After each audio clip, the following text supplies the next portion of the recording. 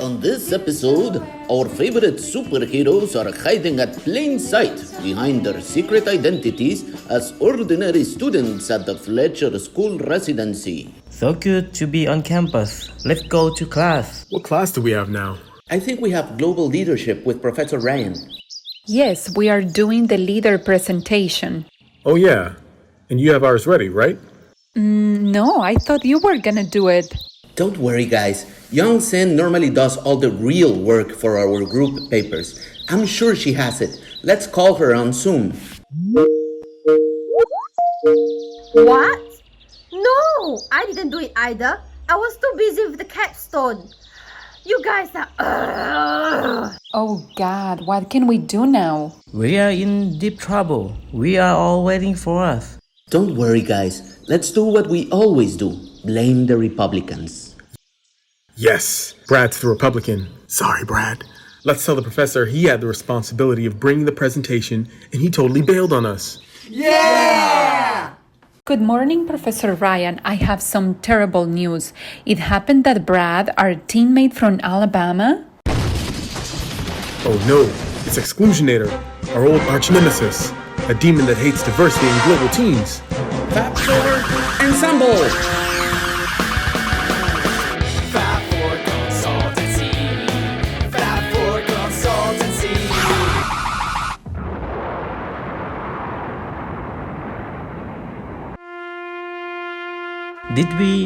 Did we die? FAB4, welcome to heaven. Nelson Mandela? Yes, St. Peter is too busy with the COVID incomers, so he sent me. Okay, can we come in? Well, let me see. Were you good leaders of global teams? Well, we tried our best, but maybe you can tell us about your leadership journey back in the land of the living. Oh, I will be happy to. Meanwhile, back on Earth... What do you mean they're dead? Exclusionator killed them? That bastard? So who's going to do the presentation then? I don't know. Wait, I have an idea. My fiancée gifted me a Ouija board she got from an old mysterious man in a mysterious market back in Syria. Let me bring it.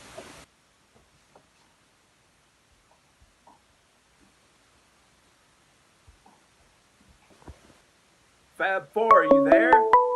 FAB4, are you there? FAB4, are you there?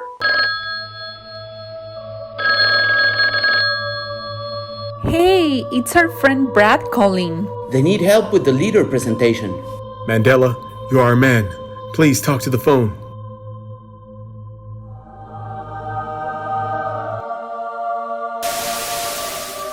Wow, I'm channeling this from the man himself in heaven. Nelson Mandela was born into the royal family, where his grandfather and father were leaders amongst their people. Later in life, Mandela would grow up to become a national pride of South Africa and throned as an icon of national freedom, democracy, equality and justice, attributed to his near 3 decades of perseverance against apartheid, a system which enforced rigid segregation between the blacks and the whites, and robbed the black majority of their dignity by treating them as inferior humans. Out of this crucible, Nelson Mandela emerged as a leader of the resistance movement.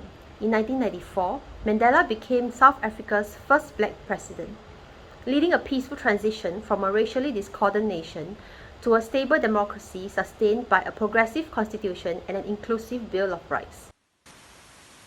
As mentioned, the leadership journey of Nelson Mandela started on a royal slate.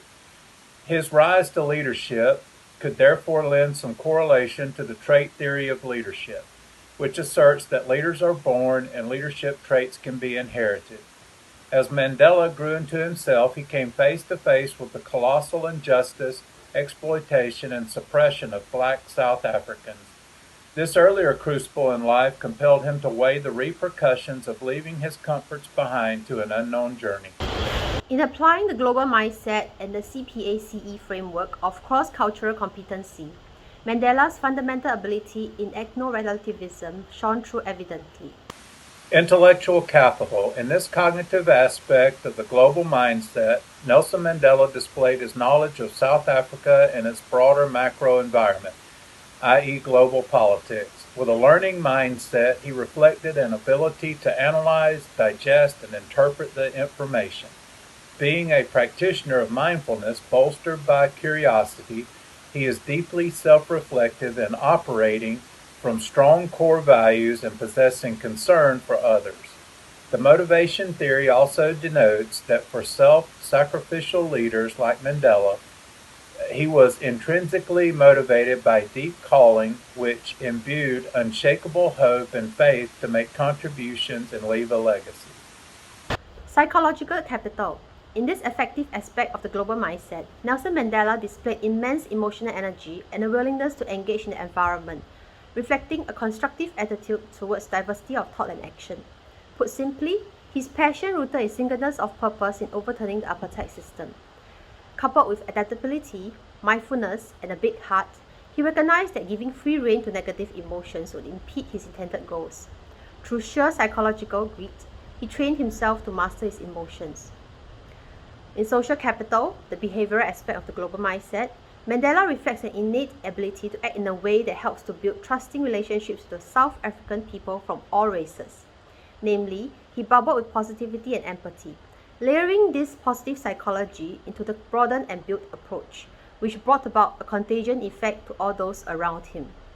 Nelson Mandela is one of the few leaders who is unreservedly dedicated to causes beyond himself. This connects with a servant leadership and transformational leadership as elaborated below. Servant leadership, leading from behind. Mandela fits the bill of a frame of servant leadership where history has verified him to be an altruistic and humble personality who stood for the less privileged and the oppressed at the expense of his comfort and freedom, inviting interpersonal acceptance. One could also point to how being a servant leader has been ingrained in Mandela through his cultural upbringing he had early on in his community of the Xhosa tribe and Ubuntu tribal values of South Africa, that the needs of the tribe eclipse the needs of self. During an interview, Mandela stated that leadership involves service as opposed to personal interests and describes himself as a humble servant to the African National Congress and to the people of South Africa. This is indicative that Mandela had potentially displayed a servant leadership style prior to and during his presidency. As with servant leadership, Nelson Mandela epitomizes a timeless model of transformational leadership, where he exhibited characteristic qualities such as self-awareness. Knowing that to lead South Africa out of racial discrimination towards a peaceful democracy, he would first have to be the change, a display of moral leadership. Additionally, he upheld values that transcended beyond his own needs for the greater good of humanity, earning the high regard of his peers around the world.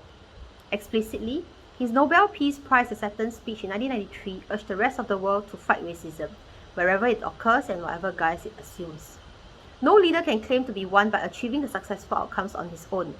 More notably, his patient ethno-relativism translated into an empathetic capacity in him to garner the trust of his followers, who were in turn energized with desire to fulfill their self-actualization needs of being free from the bigotry in South Africa. Situational characteristics also facilitated Mandela's success as a transformational leader. During the 27 years where his freedom was unjustly deprived from him, he gathered immense support internationally and domestically. The strong backing culminated in his eventual release and inauguration as South Africa's first black president on May 10, 1994. No leader is perfect. One of Mandela's flaws was that at a personal level, he did not dedicate much time to his children, who remembered him as a distant father. Stubbornness and obstinacy were other negative elements of Mandela. He could be intolerant of imperfection from himself and of others. From a counter perspective, these elements could be understood as perseverance, which strengthened his leadership. Mandela was also highly criticized for his past, where he was known to be a man of violence in the 1960s. He had pleaded guilty in court to acts of public violence and behind bars sanctioned more, including the 1983 Church Street car bombing, which took the lives of 19 people. Taken through a rational lens, Mandela viewed violence as a tactic. where he was compelled to adopt sabotage and guerrilla warfare in deterrence of his armed political adversaries. The lessons of Nelson Mandela's leadership journey are presented through the three domains of integrated leadership: self, others, and organizational. First domain, personal leadership. This is about demonstrating authenticity, deep self-knowledge, and sound personal values. Leadership is behavioral, not positional. A foremost lesson that can be gleaned from Mandela is that leadership happens when one possesses the ability to influence others in a positive way and leaves an enduring positive impact. Regardless of whether he was imprisoned or retired, Nelson Mandela continued to exert an influence through his capacity to integrate, motivate, and mobilize others to fulfill a common aspiration. Second domain, interpersonal leadership. This refers to the leadership of others, displaying a capacity to understand and empathize with the needs of others and thereon bring out the best in them.